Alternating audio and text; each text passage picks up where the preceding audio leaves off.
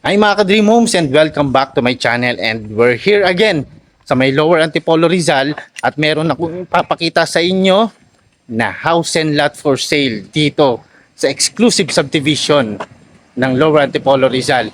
So before we start, please don't forget to click like, subscribe and hit the notification bell para updated ka sa mga bagong video na i-upload ko. So tara, simulan na natin yung house tour. So ito guys yung facade ng property. Yung price and details pala nito nasa description box guys. So ayan.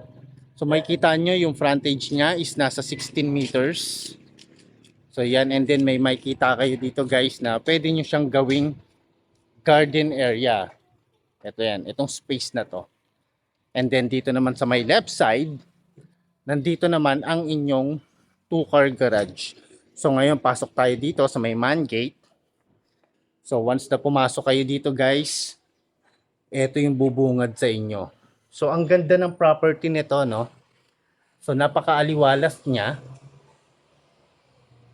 Yan, and then meron kayong space dito. Kung may event kayo, pwede kayong mag-event dito. And then pwede kayong mag-meetings with your partners, mga business partners ninyo. And then kung pag umaga, pwede naman kayong pumesto dyan. Pwede kayong magbasa ng books or so on. And this is your 2-car garage. So tandem yan guys. Kasya rito, SUV and sedan na vehicle. And then sa side na to, nandito guys yung service area. And then sa right side, may makita kayong pintuan dyan. Dito naman yung maid's room. And ito naman yung kanyang toilet and bath. Alright, so proceed tayo dito sa may likod ng property. So dito maganda rito guys, ang laki ng space. So ito siya. Another extension for your event area guys. And then ito raw, pwede nyo tong gawing pool area. Itong space na yan. So yan, and then meron kayong makikita rito nasa side. Pwede nyo siyang gawing garden. And then merong sliding door dyan. Access yan papunta sa inyong dining area and kitchen area. So meron pang space dito guys. Dito naman, dito nyo ilalagay yung mga sinampay ninyo. And kung may mga gamit kayo na hindi masyadong ginagalaw. So ito yung likod ng property guys. Ang ganda ng bahay nito guys, lalo na kapag pasok natin sa loob ng property. So ngayon, diretso tayo guys sa may main door para makita kaagad natin yung living area. Pasok tayo. Alright. So yan guys, nandito yung main door. So ito siya. Meron kang huge door dyan. Naka-open na eh. Tignan natin. So ito siya. Yan. Okay. So ngayon guys, pagpasok nyo sa loob ng property, ito yung bubungad sa inyo. Napakaaliwalas, and then may kita nyo yung ceiling. Merong cove ceiling design, may mga pin lights, and meron na siyang spotlights. So ang ganda rin ng kanyang tiles. Living area and dining area guys. So unahin muna natin itong door na to. Storage area po yan. So may maraming gamit. So huwag na muna natin tignan. And then, ito naman is your powder room. So this is your powder room. And makikita nyo guys, meron siyang dalawang split type of aircon. So ngayon, proceed tayo guys dito sa may main kitchen. So sa main kitchen guys, ang laki. Ang laki ng space nyo. Makakagalaw kayo na maayos dito, lalong-lalo na kapag meron kayong event, nagluluto. Ayan guys, ang daming cabinets. Ayan sa may baba rin. Merong range hood, cooktop, and ang ganda guys ng lights, yung hang lights. And meron kayong island countertop. So nandito naman yung sink ninyo guys. So this is your sink. So yan.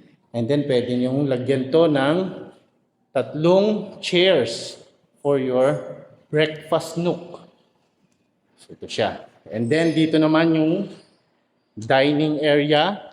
Kasya rito guys, 6 seaters of dining table. Ito yung tinuro ko kanina sa inyo na sliding door. Access yan dito sa likod ng inyong property. So yan. And then nandun pala yung space for your fridge. So yan. Ayan yung space. And then may door dito. Access yan dito sa dirty kitchen. Alright. So ngayon, proceed tayo dito sa bedroom number 1. So sa bedroom number 1, ito yan, maganda to guys, lalong-lalo na kung meron kayong elderly na hindi na nakakaakyat sa may second floor, pwede rito. Or pwede nyo rin itong gawing guest room. Ang laki ng space. Kasya dito kahit king or queen size of bed guys. Ayan. And then ang dami niyang windows para pumasok yung natural light and syempre yung air. And then meron din siyang sariling toilet and bath. So ito siya. Meron na rin siyang his and her sink. Meron na rin toilet and ito naman ang kanyang shower space.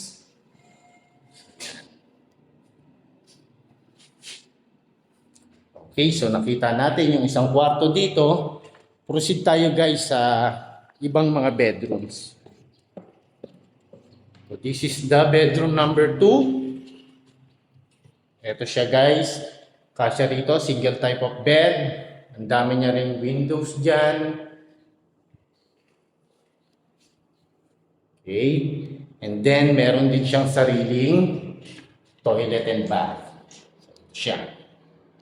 May heater na rin siya. May exhaust fan. Yung tiles is floor to ceiling. May sink na rin siya. Okay. So ngayon, proceed tayo dito guys sa next bedroom. So pangatlong bedroom na yung nakita natin. So this is the bedroom number 3. Okay. So yan. Kung meron kayong anak na babae na dalawa or lalaki, pwede kayong maglagay dito ng double deck. And then, ito yung cabinets niya. So, yan. And then, meron din siyang sariling toilet and bath. Yan. So, ngayon nakita natin yung bedroom number 3. So, let's proceed guys sa last part ng property na to, which is the master bedroom. Ito siya. And this is the master bedroom guys. Kasya rin dito, king or queen size of bed. May mga pin lights yung ceiling. May split type of aircon. And meron na rin siyang cove lighting. And then ang dami niya ring sockets. So yan, and then yung mga windows. So yun mga ka-Dream Homes, kung gusto mong makita ito or purchase itong property na to, message nyo lang ako sa aking number sa 0947-543-6668. So again, this is your Dream Home Buddy, Marvin Marquez. Magkita-kita tayo muli sa aking susunod na house tour. God bless and bye-bye!